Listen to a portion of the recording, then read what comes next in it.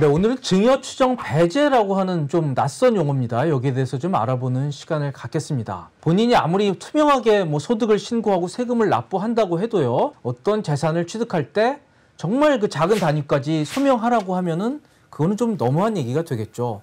그래서 국세청에서도 조사 역량에 한계가 있을 거고요. 그래서 일정 기준까지는 증여로 보지 않겠다 하는 게 바로 증여 추정 배제 기준입니다. 오늘 이 문제에 대해서 한번 말씀을 나눠보기 위해서 유튜브 밤송이 채널을 운영하고 계신 실력파 세무사 우영재 세무사님 모셨습니다. 안녕하세요. 네, 안녕하세요. 자, 증여 추정 배제. 좋은 얘기네요. 이게 좀 많으면 많은 분들이 좀 안심하실 텐데 과연 어느 정도로 해주는지 말씀을 나눠보겠습니다. 자, 증여에 대해서요. 기초부터 좀 설명을 해달라 하시는 분들이 의외로 많으세요. 그래서 다시 한번 증여, 부모님하고 자식 간에 얼마까지 증여세를 안 내도 되는 건지 좀 확실하게 다시 한번 정리 좀 해주십시오. 네, 일단 증여라는 거는 받는 사람 기준입니다. 네. 수중자를 기준으로 증여 재산가액의 일부를 공제를 해주고 있는데요. 네. 배우자한테 받았다. 제가 제 기준입니다. 그러면 6억까지는 공제를 해줍니다. 제가 만약에 직계 존속 부모님께 받았다면 5천만 원을 공제해주고요. 네. 그런데 이 상황인데 제가 미성년자입니다. 부모님께 돈을 받는데 네. 이때가 미성년자라면 2천만 원까지만 가능합니다. 그리고 만약에 제가 자녀한테 돈을 받았다. 이것도 5천만 원까지는 네. 가능합니다. 네. 그리고 제가 동생한테, 친척한테 받았다. 이땐 1,000만 원이 증여재산 공제가 되는 겁니다. 네. 저 때 미성년자가요. 20세냐 19세냐 또 이런 것도 질문하시더라고요. 몇 살입니까? 19세입니다. 19세죠. 예. 법이 개정돼서 이제 19세입니다. 그리고 당연히 그건 만이고요. 알아두시면 되겠고요. 이 증여 관련해 가장 많이 들어오는 질문 4가지를 제가 정리를 해봤습니다. 제가 한번 읽어보겠습니다. 남남, 지인에게 증여받으면 얼마 공제되죠? 얼마 됩니까? 일단 남이면 네. 증여재산 공제가 없습니다. 네. 무조건 다 그냥 증여세로 과세가 되는 겁니다. 부모님으로부터 받으면 5천만 원까지 증여세가 이제 면제라고 했는데요. 그러면 이런 질문들 하세요. 자, 어머니로부터 5천만 원, 아버지로부터 5천만 원이면 1억 줘도 됩니까? 어떤가요? 좀 전에 표를 자세히 보셨으면 아시겠지만 네. 저희가 수중을 받는 사람 기준이거든요. 네. 수중 받는 사람 기준으로 직계 존속이라는 그룹 안에서 5천만 원까지 가능합니다. 그러니까 부모님 모두 직계 존속 그룹이거든요. 네. 그래서 각각이 아니라 5천만 원은 한 번만 가능하고요. 할아버지께 받는다고 하더라도 5천만 원은 한 번만 가능한 겁니다. 아, 할아버지도 포함인 거군요. 그러면 그렇죠. 형도 그러면 저 5천만 원에 포함이 되나요? 근데 직계 존속 그룹은 형이 아니라서 형은 친족에 속합니다. 친족에 속해서 예, 친족 아까 규정이 1,000만 원이 추가가 되는 거고요. 1,000만 원은 가능한 거죠. 가능한 거고요. 형한테는 받을 수 있는 거죠. 네. 근데 가끔 오해하시는 분들이 어머니가 형한테 줬다가 다시 나한테 주면 더 가능한 거 아니냐라고 생각할 수 있는데 이건 직접 준 걸로 볼 가능성이 높기 그렇죠. 때문에 예. 그거는 5천만 원 범위 안에 포함된다고 보시면 될 것 같습니다. 예. 그리고 이제 5천만 원이라고 말씀을 드리니까요. 매년 5천만 원씩 주면 되는 거 아닙니까? 그렇습니까? 기본적으로 10년간 5천만 원입니다. 네.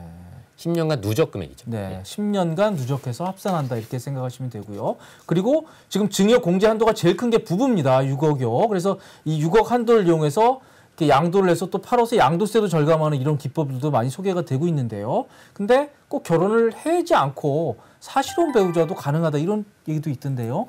사실혼은 안 되고요. 법률상 배우자만 가능합니다. 네. 근데 특이한 점이 제가 배우자한테 증여를 받을 때 6억을 공제해 주잖아요. 만약에 재혼을 하면 어떨까요? 제 입장에서는 배우자한테 또 받게 되는 겁니다. 그래서 6억만 됩니다. 네, 근데 상대방 입장에 제가 준다고 생각해 보면 네. 배우자들은 바뀐 사람이 다른 사람이 주게 되는 그렇죠. 거잖아요. 2번 증여할 수 있는 거네요. 예. 그렇죠. 내가 다른 배우자한테 2번을 증여할 수는 있지만 네. 제가 다른 배우자한테 각각 받을 수는 없는 거죠. 네, 그렇구나. 자, 중요한 얘기네요. 그 증여세는 받는 사람이 낸다. 그렇게 생각을 하시면 되겠습니다. 그것도 굉장히 많이들 헷갈려 하세요. 저희가 이제 이번 영상은 그 증여 추정 배제 기준에 대해서 말씀을 드리는 겁니다. 얼마입니까? 증여 추정 배제 기준이? 일단 증여 추정 배제라는 이 문구 때문에 네. 약간 오해하는 분들이 계신데 이거는 규정은 아닙니다. 저희가 상증세법에서 증여를 추정할 수 있는 규정이 있거든요. 어디서 난지 모르겠지만 저한테 갑자기 돈이 생기면 이거에 대해서 과세당국에서 증여로 추정해서 과세할 수 있습니다. 이 기준을 적용할 때 과세당국인 이 세무당국 입장에서 적용하는 기준입니다. 그래서 사무처리 규정에 나와 있거든요. 국세청의 사무처리 규정인 거예요. 그럼 그분들이 그 증여 추정 기준을 적용할 때 이 정도까지는 배제해주겠다라는 그런 의미긴 합니다. 네, 어떤 법이나 시행령이 아니라 국세청 내부적으로 적용하는 사무처리 규정입니다. 하지만 네. 저희한테는 굉장히 의미가 있는 규정이죠. 얼마입니까? 일단 30세 이상, 40세 이상 이렇게 나눌 수 있는데요. 네. 30세가 주택을 취득합니다. 5천만 원까지는 증여 추정을 하지 않겠다는 겁니다. 근데 이때 주의해야 될 부분이 취득 가액 기준입니다. 5천만 원짜리 그 이하의 주택인 거예요. 그리고 기타 재산이 있으면 자동차 같은 게 있겠죠. 자동차를 취득할 때 그게 5천만 원 이하다. 네. 근데 이 돈이 어디서 났는지 모르겠다. 그러면 굳이 사무 처리할 때 이걸 추정하지 않겠다. 그런 의미라고 보시면 될 것 같습니다. 네. 그리고 마찬가지로 채무 상환 금액이 있는데 대출이 갑자기 없어졌습니다. 근데 어떻게 상환됐는지 모르겠습니다. 30세 이하라면 이것까지는 괜찮다는 거죠. 사무처리 규정상 증여 추정을 하지 않는다. 그런 의미로 보면 되는데요. 이 각각이 합쳐지는 게 아니라 총 한도 기준으로는 1억까지만 가능한 겁니다. 그리고 40세 이상의 경우에는 주택 3억 원까지는 일단 증여 추정을 하지 않겠다라는 얘기입니다. 그리고 이게 보면 주택보다는 채무 상환 뭐 이런 것들이 더 액수가 낮네요. 그러니까 채무 상환은 더 좀 조심을 해야 될 필요가 있겠어요. 그렇죠. 사실 큰 의미가 없는 규정인 게 네. 5천만 원까지는 일반적으로 공제를 해주잖아요. 아, 그러네요. 네. 그러니까 채무 상환 5천만 원 아주 타이트한 규정이죠. 네. 자, 그래서 저희가 실제 사례를 한번 보면서 이 경우에 과연 증여로 추정될지 아니면 그냥 넘어갈지 한번 이 문제에 대해서 알아보겠습니다. 자, 우선 사례 1은요. A씨인데 45세입니다. 2억 7천짜리 아파트를 샀네요. 그런데 이분이 자기 소득으로 입증할 수 있는 액수는 1억 5천만 원입니다. 그리고 1억 2천만 원은 입증을 못 하겠어요.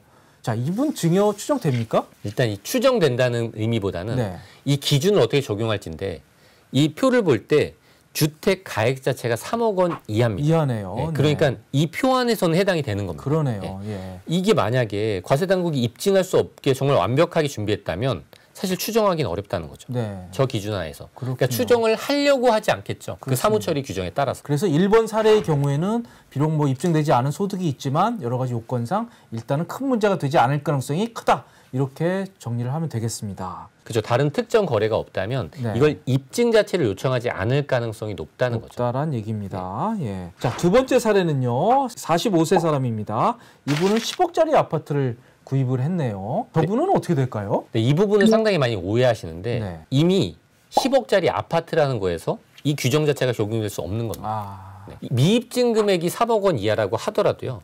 주택의 취득 금액 자체가 3억 원을 초과하거든요. 네. 그러면 이 증여 추정 배제 규정, 그 사무처리 규정이 적용될 여지가 없는 네. 그런 사례입니다. 그래서 저분 같은 경우에는 10억짜리 아파트를 샀기 때문에 저 입증하지 못하는 2억 9천만 원에 대해서 어떻게든지 소명을 하든지 그렇지 않으면 증여로 봐서 증여세를 내셔야 되는 그런 상황으로 보입니다. 네, 맞습니다. 자, 세 번째 사례입니다. A씨 45세 똑같습니다. 저분은 10억 원짜리 아파트를 구입을 했습니다. 그런데 본인 자금은 5억 원이 있었고요. 그리고 5억 원은 부모님한테 빌렸습니다. 자, 부모님한테도 돈 빌릴 수 있잖아요. 네, 빌리는 건 충분히 가능하죠. 네. 근데 위 규정을 적용되지는 않습니다. 이 또한 10억 원은 3억을 초과하잖아요. 그렇습니다. 그렇기 때문에 증여 추정 배제 규정이라는 이 사무처리 규정이 적용될 여지가 없는 겁니다. 네. 그리고 차입 자체는 분명히 가능하지만 원칙은 계좌 이체되는 그 순간 증여 추정으로 과세할 수 있다는 거죠. 네. 그래서 저희가 이 부모님으로부터 돈을 빌릴 경우에 그게 굉장히 그 세무 당국이 한마디로 이제 선입견을 가지고 의심을 하기 때문에 그거를 완벽하게 증명하기 위해서는 어떻게 해야 되는지는 기존 영상에서 잘 소개를 해드렸습니다. 그거 좀 참고 좀 해주시고요. 자, 그러면요. 아까 말씀드리신 증여 추정 배제 기준만 충족하면 괜찮은 건지 그 부분에 대해서 말씀을 나눠보겠습니다. 괜찮습니까? 사실 절대 그렇지 않습니다. 바로 그 사무처리 규정 1항을 저희가 지금 본 건데요. 네. 2항이 뭐라고 돼 있냐면 확인된다면 과세할 수 있다는 거예요. 아, 그래요? 네. 예. 아무리 내가 40세지만 2억 5천짜리 집을 구입했다고 하더라도 부모님으로부터 받은 그 거래 내역이 확인된다면 이거는 전액 증여세가 과세되는 겁니다. 아, 그렇군요. 그러니까 저게 어떤 법이나 시행령이 아니라 이제 국세청 내부 처리 규정이고 또 추정입니다. 추정. 그래서 실질이 확인되면 정말 증여라는 게 딱 되면 그거는 뭐 증여세를 내는 거죠. 5천만 원이 넘는 범위 내에서는 분명히 과세 대상이다. 네. 그리고 실질적으로 많이 과세되는 게요. 상속세 조사 때 그 거래 내역이 다 드러나거든요. 그러네요. 그러면 아무리 현금으로 마련해서 입금했다고 하더라도 그 거래 내역에 대해서 입증하기가 상당히 어렵습니다. 네, 오늘 속고살림에서는 이 국세청에서 적용하는 증여 추정 배제 기준에 대해서 알아봤습니다. 오늘도 역시 정직이 최선의 방책이다. 투명하게 거래하고 투명하게 신고하는 게 최선이다. 이런 결론에 도달했습니다. 오늘 방송이 도움이 되셨다면 구독, 좋아요 꼭 부탁드리겠습니다. 감사합니다.